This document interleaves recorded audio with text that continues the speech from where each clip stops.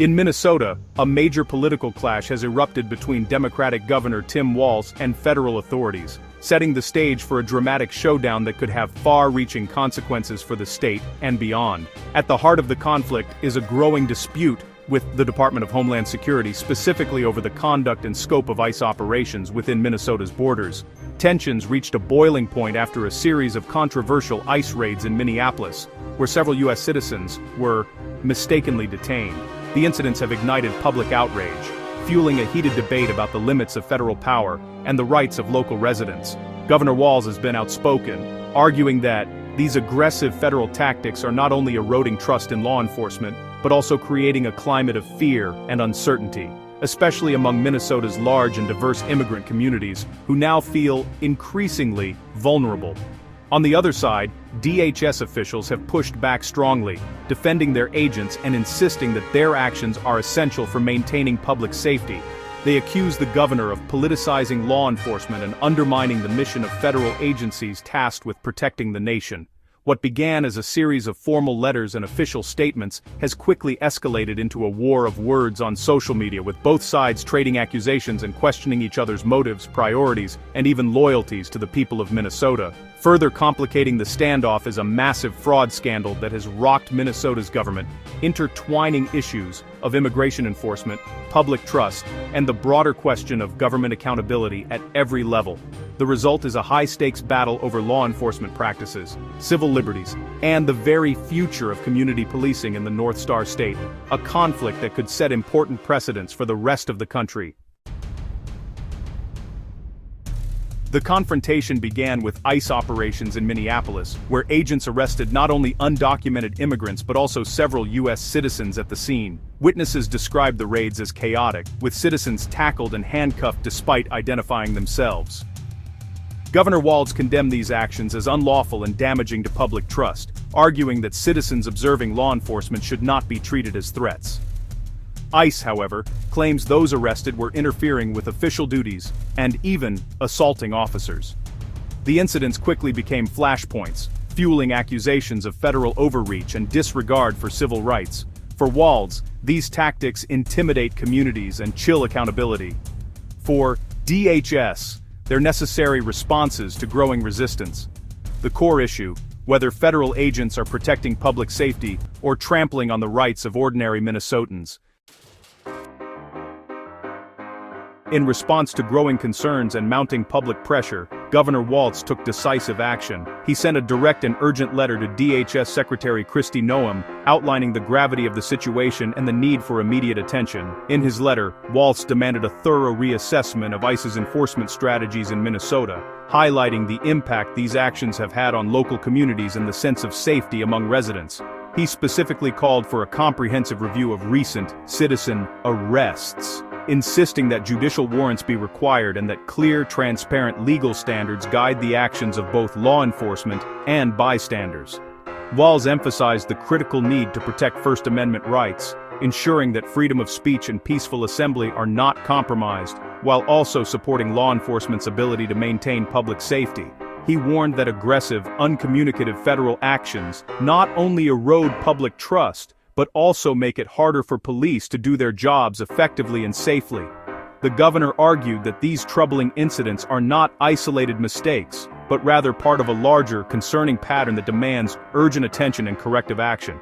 His plea was clear: de-escalate tensions, respect constitutional rights at every turn, and work to rebuild a partnership between law enforcement and the community based on mutual respect, not fear or intimidation. In a public statement, Walz underscored that enforcing immigration law must never come at the expense of civil liberties, and that the rights of all Minnesotans must be protected. He urged DHS to prioritize building community trust and to commit to constitutional policing in all future operations, reminding everyone that true public safety depends on cooperation, transparency, and respect for the law. DHS responded with a forceful public rebuttal, dismissing Walz's concerns as misinformation. Assistant Secretary Tricia McLaughlin insisted ICE agents acted lawfully, targeting dangerous criminals and facing unprecedented threats. DHS cited a dramatic rise in assaults and threats against officers, justifying their tactics as necessary for safety. The agency accused Walz of failing to protect Minnesotans and painted ICE agents as heroes under siege. On social media, DHS challenged the governor's loyalties, framing the debate as a choice between public safety and harboring criminals. DHS made clear federal law enforcement will not be swayed by political pressure and will continue its mission. The message, enforcing immigration laws, takes precedence over state objections. At the center of a heated national debate is the case of Susan Tincher, a U.S. citizen who found herself in handcuffs during a controversial ICE operation. Her arrest has become a flashpoint, drawing attention from activists, politicians, and the public alike. Governor Walz has publicly stated that Tincher's rights were violated as she attempted to observe the raid, suggesting that her presence was peaceful and constitutionally protected. In contrast, the Department of Homeland Security claims she assaulted an officer and forced her way through a security perimeter, escalating the situation. According to DHS, Tincher was not simply a bystander caught in the crossfire, but an agitator whose actions contributed to the disorder.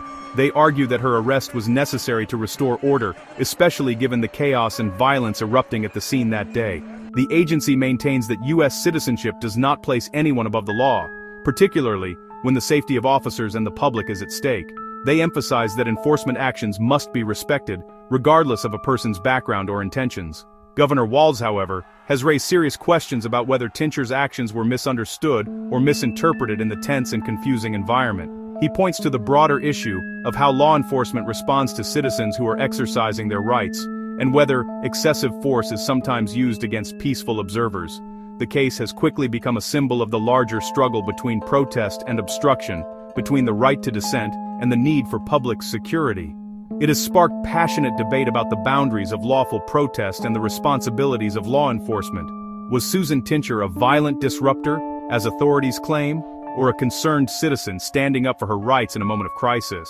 The answer is far from clear, and opinions remain sharply divided. Ultimately, the truth depends on which narrative you choose to believe, and which values you hold most dear, security or civil liberties.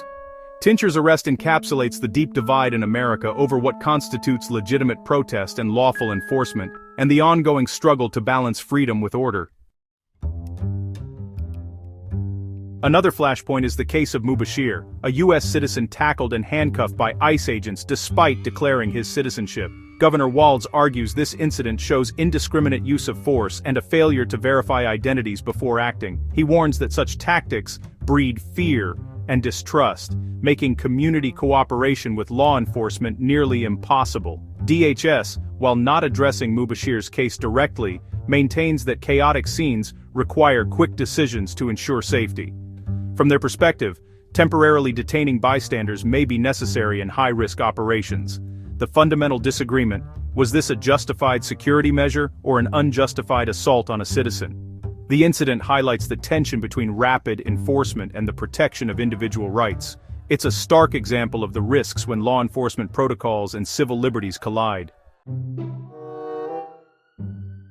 The ICE-Walz conflict unfolds amid a massive fraud scandal in Minnesota, where over $1 billion in public funds were stolen. The scandal, involving nonprofits and government agencies, has shaken public trust and drawn intense scrutiny. Many investigations have focused on the state's Somali community, adding cultural and political complexity. ICE's recent arrest of a Somali national tied to the fraud underscores the intersection of immigration enforcement and criminal investigation. For DHS, these arrests prove their operations target real threats. For Walz, the scandal complicates his position and increases political risk. Republican critics accuse the governor of incompetence or complicity, making any perceived interference with federal investigations fraught. The fraud case gives DHS leverage, framing their actions as necessary where state oversight failed. At its core, the Walz-DHS dispute is a battle between civil liberties and law enforcement safety. Walz argues that aggressive federal tactics erode trust, silence communities, and undermine democracy. He insists that protecting the right to observe and protest is essential for accountability. DHS, meanwhile, prioritizes officer safety and the removal of dangerous criminals, viewing interference as a threat, not a right. The department points to rising assaults on agents as justification for forceful tactics. For DHS, public safety means empowering law enforcement. For Walz, it means safeguarding rights. The debate: does security require curbing civil liberties, or does true safety depend on public trust? The answer will shape the future of policing in Minnesota and beyond. The clash between Governor Walz and DHS leaves Minnesota at a crossroads with lasting implications for governance and public trust. De-escalation and constructive dialogue are urgently needed to move beyond hardened positions. Both sides must recognize each other's concerns, the dangers faced by officers, and the necessity of community trust. Clearer protocols and communication between federal and local agencies could help prevent future confrontations. Transparency and accountability, not political posturing, are essential for rebuilding trust. The debate forces Minnesotans to confront tough questions about balancing law enforcement and civil liberties. Security and freedom must go hand in hand. If they become adversaries, the social fabric is at risk. The path forward demands compromise, respect, and a renewed commitment to the rule of law.